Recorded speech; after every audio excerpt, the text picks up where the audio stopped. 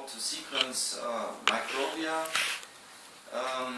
or if you need long reads, like for HLA typing, then Nextseq is perfect. On the other hand, if you have large whole genome projects or large whole exome projects with hundreds or maybe with thousands of samples, then you need a Nextseq. But if you have a project in the middle, for example, a few exons, or a normal RNA-seq project, then the Nextseq is too small and the Nextseq is too big. So we needed something in the middle, and this is why we developed the Nextseq 500. It is a benchtop sequencer, so the size is very similar to Nextseq. It is small. Also similar to Nextseq, it uses cartridges, so all reagents are prepared. You only need to defrost them. And the operation is very simple. It also uses SBS chemistry, so SBS is sequencing by synthesis, which is the Illumina technology for next generation sequencing. It is also affordable, so it's about 1/3 of the price of a Nextseq. And these are the specifications. So it can produce between 20 and 120 gigabases per experiment. If you look at the Nextseq, maximum output is 15 gigabases. So about 10 times capacity of Nextseq. For the Nextseq 2500, now with the upgrade, so at the moment we are just upgrading the new version of the Nextseq 2500, and then it has 1 terabase capacity. So again about 10 times Nextseq. In terms of million of reads, maximum is 400 million reads. For the Nextseq it's 25 million reads. So it's more than 10 times capacity. The reason is that the Nextseq can make longer reads. So the maximum read length at the moment for the Nextseq is paired and 150 bases, and the Nextseq has paired and 300 bases, so twice as long. But in terms of number of reads, the Nextseq can produce much more, so much more clusters per flow cell. And you have already seen an image of the Nextseq flow cell. It's much bigger, so the surface is larger, and therefore we have more clusters. So this means that the Nextseq is perfect for applications where you need a lot of reads. So, for example, if you do RNA-seq, you need a lot of reads. They don't have to be very long. For RNA-seq, it's enough if you do. Some people even do only single read 50 bases for a simple gene expression analysis, but a lot of people, they do paired and 75, but longer is really not needed for RNA-seq. But you need numbers, you need a lot of reads, and therefore the Nextseq is not perfect, because 25 million reads, this is only 1, maximum 2 experiments, and it is not even enough for one experiment. If you really look at, for example, fusion genes, then you need more than 50, between 50 and 150 million reads per sample. So really for RNA-seq, or for example for exome-seq, the Nextseq is perfect. This is the US list price, so I said it's about 30% of the 30-40% of the Nextseq. And the other is the price per experiment. So we have two different types. We have low output, or medium output and high output.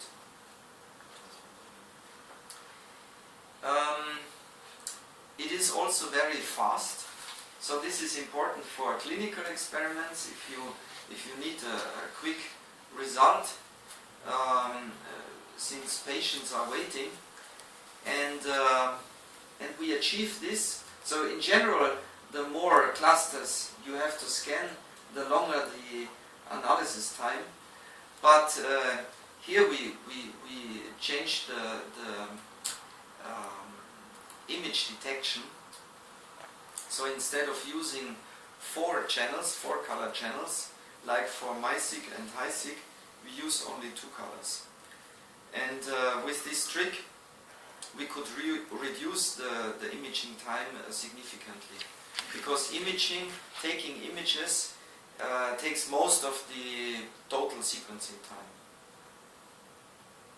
So it is even quicker than the MySeq, although it produces about 10 times more data. This is how it works. So the first part, the cluster generation, is exactly the same as on MySeq and HiSeq. But then image detection is different, since we only use 2 colors. We only use red and green. And then yellow is overlay of red and green. Yeah? So for C, the NTPs are labeled with red. For T, they are labeled with green. For A, they are labeled with either red or green. And this means if you have a cluster that in one cycle has an A, then half of the molecules will have a red label, the other half will have a green label. So the total signal of the cluster will be yellow. Sure. So G without the colors, yes? Excuse me?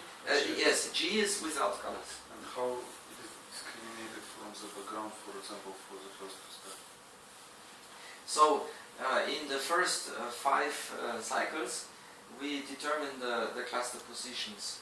After that, we have a template, and we always make the overlay. And then if there is no signal, where we know there is a cluster, then it's a G. And for the first 5 cycles, you're right in the sense that we need at least 1 base that is not G. So it is from indexes, for example, yes? For indexes, yes. For indexes, we had originally a small problem, because when we designed the indices, we did not have the Nextseq, and we had 1 index with 2 Gs at the beginning, and this is bad, because the index read is really short, and there we cannot have a stretch with 2 Gs at the very beginning. So we changed this index now. But all the other indices, they are fine. So this is the flow cell of the Nextseq, and these are just some examples. So for example, in one experiment you can sequence 1 full human genome in 30 hours. You will get 120 gigabases. This is about 40-fold coverage. So this is a really good coverage for 1 human genome. So if you have a few full genomes to sequence, this is possible. Yeah. Also, for example, if you want to do methylation sequencing, then the Nextseq is suitable. Yeah. So because this is also whole human genome sequencing. For the MySeq, it's too small. Yeah. So if you want to do whole human genome sequencing, you don't get enough reads. You would need to do many experiments, and then it becomes expensive. It's possible, but it's not realistic.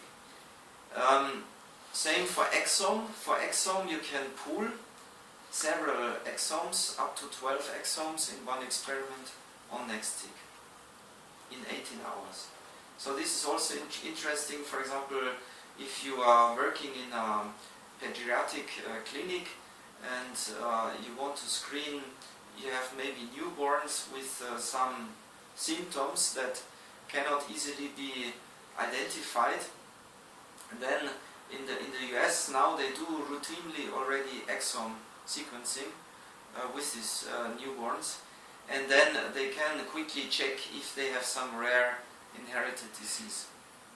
So either they use a panel, we have this inherited disease panel, or if it's something really very rare that maybe doctors have never seen and that maybe there is in literature, there are 2 more cases, then they do whole exome sequencing. And another application, so of course you can also do transcriptome, so RNA-seq, and NIPT, so this is non-invasive prenatal testing. So this means you take from the mother some milliliters of blood, 10 milliliters.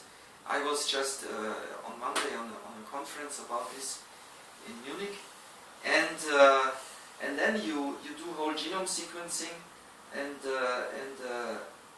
free circulating DNA from fetal cells in the mother blood can be detected, can be distinguished from the mother, and then counted. So first aligned to the reference genome, and then normalized across the chromosomes.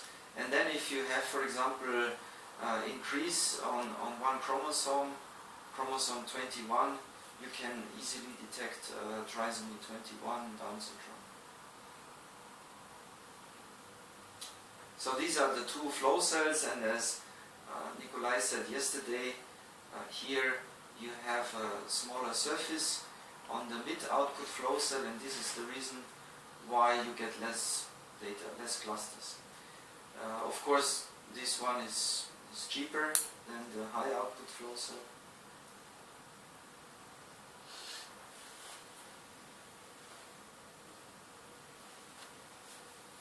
So if you use focused panels like on MySeq, then you would use the mid-output flow cell, and if you do RNA-seq or full exome-seq or full genome-seq, then usually you use the high-output flow cell.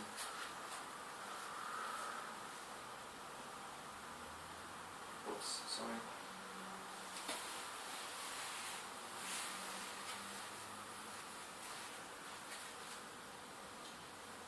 So the idea is to give you a little bit more flexibility in the planning of your experiment.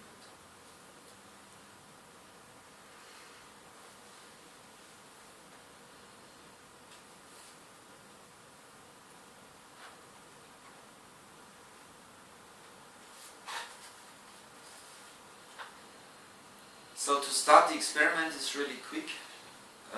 So this 10 minutes is of course when your library is ready and everything is ready. You just, so this is the reagent cartridge, you have to defrost it. This is your flow cell, it comes together with the reagent cartridge and the buffer cartridge in a kit. And then here you have a waste container that is always in the system. The planning of your experiment and also the data analysis should be done in base space. But if you don't have the possibility to use the cloud, you can also do it locally. So there are actually 3 options. You can either use the cloud solution. This is in general the most easy way, and it's also the cheapest way because it doesn't cost anything. Second solution, if you are working maybe in a hospital that cannot use the cloud, then you can buy base space on site, and this is basically a powerful server that has already the base space software installed. You cannot buy the base space software separately, so it has to come together with the server. And also the server comes with a service contract, so it means that we we take care of maintenance and especially of software updates, because we continuously develop new applications, and it's really important that you get access to new software updates. So this is developing very rapidly. Yeah? So every few months you will have a new update. The system is designed for robustness, so we always try to improve our technology. So the first system that you saw yesterday in one presentation, the genome analyzer, this was a purely research system. Yeah. So on one hand, it was nice because it was easy to understand and very big parts, and you could really open everything and you could manipulate it. But disadvantage was that it was really not very robust, and also it needed some training for the users. So it was not so easy to handle. Once it was running, people were trained, then it was running quite nice. And still we have a lot of labs that use the genome analyzer. But then we developed the Nextseq. Also the Nextseq at beginning, it was not so it had some problems. For example, we often had to exchange the valve. But now we improved the valve, we have a better version. So now it's pretty robust. Also with the Nextseq, initially we had some problems with the fluidics, because it has long lines for the reagents, and the longer the lines, the higher the probability that they get clogged. Yeah, so you get something stuck in the lines, or maybe in the valve, or in the connection fittings, and then the whole system doesn't work. Yeah, so the shorter the lines, the better, the more robust. Yeah, and now, so we improved. We had to improve the pumping system for the Nextseq. So the Nextseq 2500 now is significantly more robust than the original Nextseq 2000, and with the Nextseq we completely redesigned all the different parts. So we have one compact optical unit that can be exchanged as one part. I heard it is manufactured in Germany. Other parts are manufactured in Singapore and in other countries. But instead of, if something is wrong with the optics, with other system, and an engineer has to come and he has to check all the different parts and then try to fix them. The idea for the Nextseq is he just orders, so you make a simple test.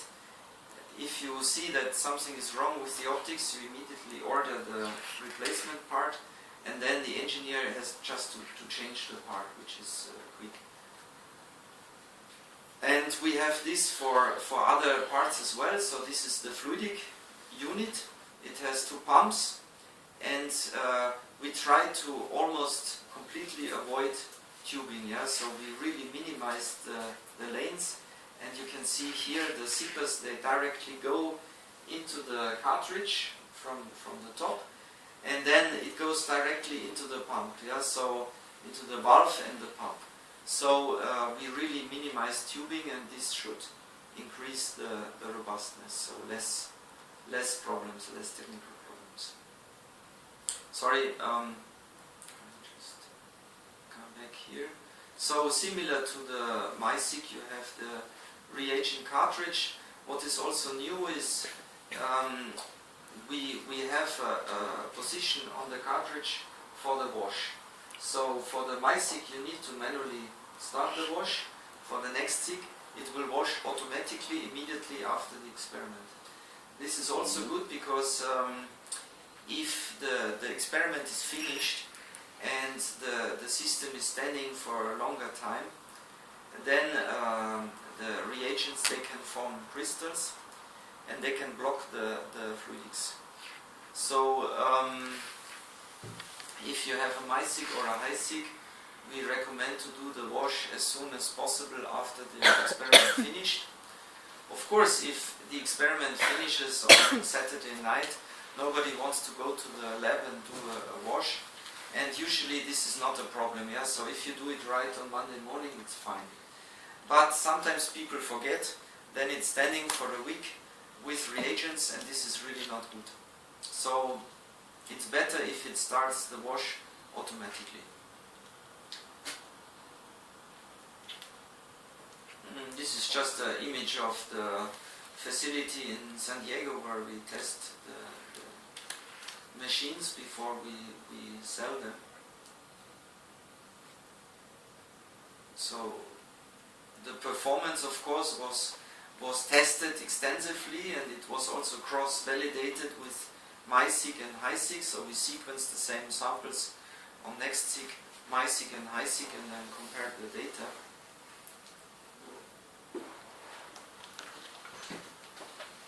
So for example here you see the results of an experiment where a whole human genome was sequenced on the HiSeq 2500 with a coverage of 43x, and then the same sample was also sequenced on Nextseq, 2 experiments, and you can see the quality is quite similar. So in terms of, if you look here at the SNP sensitivity and precision, it is very similar. You can see the Q30 is still a bit higher on the HiSeq 2500, simply because we have more experimental experience with the HiSeq 2500. So when this experiment was done before the Nextseq was launched, so I think now we have already improved it. And basically, when we talked about the Q30 the other day, I think we told you that the Q30, it's a probability that an individual base call is real and not by chance. And we calculate these Q30 values with predictor tables. And these predictor tables, they have to be established experimentally. So we have to do real experiments with known samples that have been sequenced before, and then we can compare it to the reference, and we can make these quality predictor tables that later are used for other experiments to calculate the Q30. So the more data we have, the better and more accurate the predictor tables. And we start conservatively, so at the beginning they are lower, and with time we can improve the algorithm, and then we get better values. So this is the reason why they are now slightly lower, but still it's okay, you know. 80% Q30, so 80% are better than 99.9% confidence of base calls. Here you see again whole genome sequencing, the results. So it is quite simple.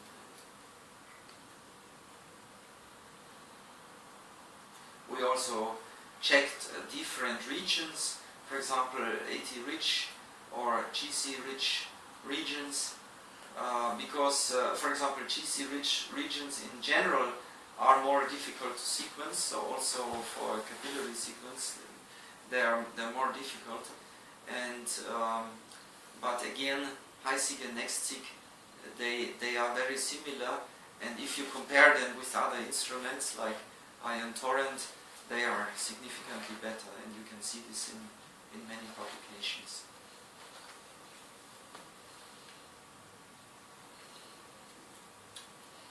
So this is another reference experiment comparing a pool of 9 whole exomes that were sequenced on HiSeq 2500 and on Nextseq, and again the performance is quite similar.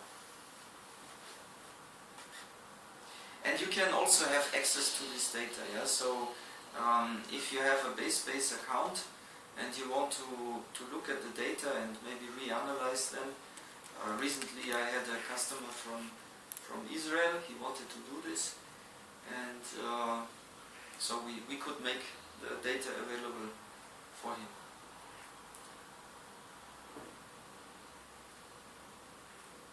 RNA-seq, again comparing Nextseq and HiSeq and Nextseq and MySeq. So even you have two completely different systems. Remember, for Nextseq we have 2-color chemistry, and here we have 4-color chemistry. It is quite different, but the reproducibility is really nice. So here you see the coverage of one gene, CAPTH. You see the different exons, and you can see in terms of coverage, they are very similar for the different systems.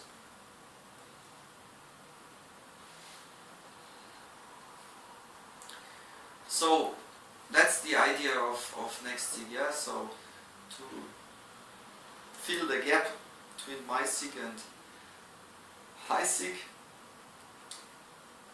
So you can, it's basically, the Nextseq is the most universal instrument. You can use it for panels, you can use it for whole genome, for RNA-seq, for whole exome. You can basically do everything. And then for population-wide whole genome sequencing, we now have, we launched it also at the same time with the Nextseq in January this year, HiSeq X10. And our plan was to sell this year maximum 5 systems. So HiSeq X10, it consists of 10 instruments, and it requires, it's also completely, it looks like HiSeq, but it is quite different. So inside the technology is very different to the HiSeq 2500. It is, the capacity is much larger, it is much faster, and also the way the clustering works differently.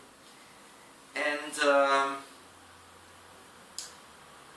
for a HiSeq X10, so the plan is you can use one HiSeq X10 system, so the set, to sequence 18,000 genomes per year.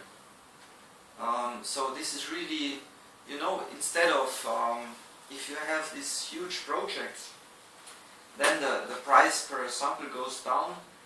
With HiSeq X10 it goes below $1,000 per sample, and then it is not much more expensive than exome sequencing. Yeah? So then of course you get much more information with whole genome sequencing, so it makes much more sense to go for whole genome sequencing for these huge population-wide projects.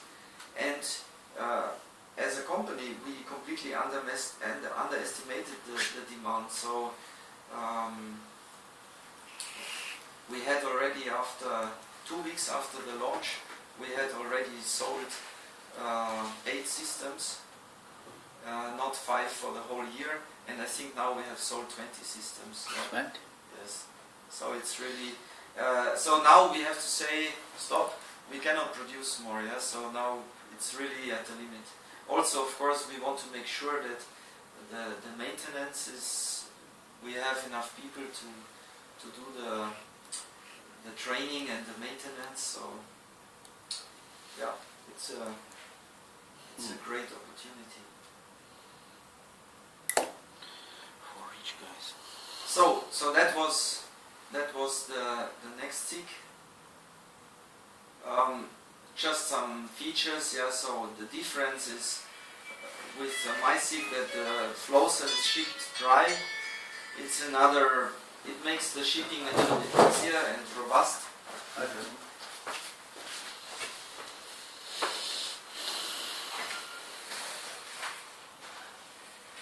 this we talked already about, yeah. So really how the way the clustering works, it is similar to what we do for genotyping, Infinium genotyping. So the software is generating clusters of the signals, and then so it's generating these call zones, and then signals within these zones are identified as a base call. So if it's outside this zone, it will be a no call, and then it will be filtered. And of course, you can imagine if you have 50% fewer images, it is not only faster, it's also much easier to transfer the data, to process the data. So also on this side, it's a big advantage. In terms of the optics, yeah, so we have in fact 6 cameras in parallel. We have solid state light source. So we have 6 times the imaging capability of a MySeq.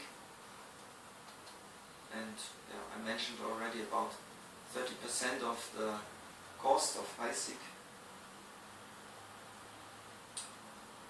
Fluidics and the 2 nodes. Any questions about Nextseq?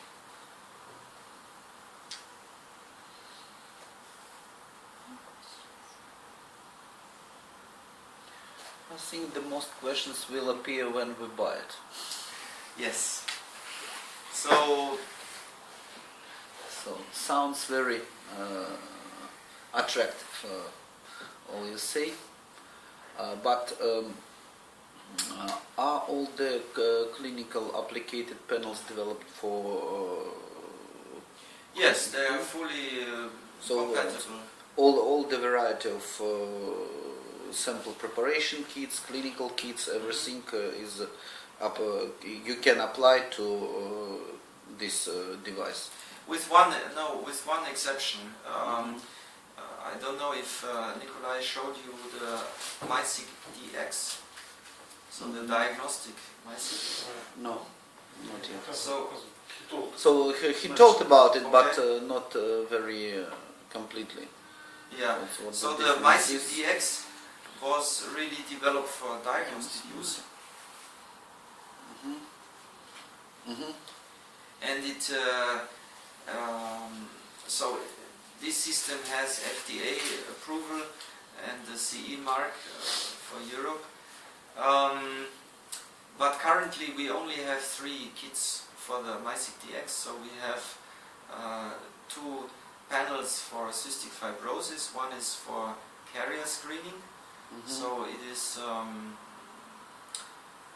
and then we have 1 diagnostic assay for cystic fibrosis. So the diagnostic assay has fewer targets, but it's sequencing deeper to get 100% reproducibility and sensitivity.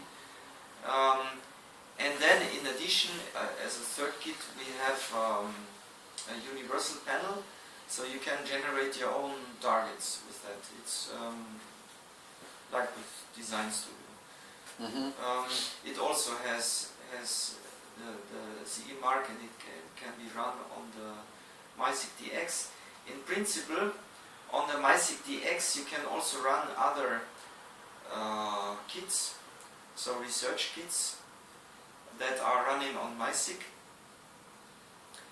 but currently only version 2 chemistry. So maybe in future it will be upgraded to version 3. The reason is for the MySeq DX is much less flexible. So we cannot easily update the software or the chemistry, because then we have to repeat all the registration, all the procedures, FDA, and it can take years. So it's this is the reason it should be really routinely only used for, or especially used for diagnostics. And On the other hand, you don't have the software to run the cystic fibrosis panel on a research system. Mm-hmm.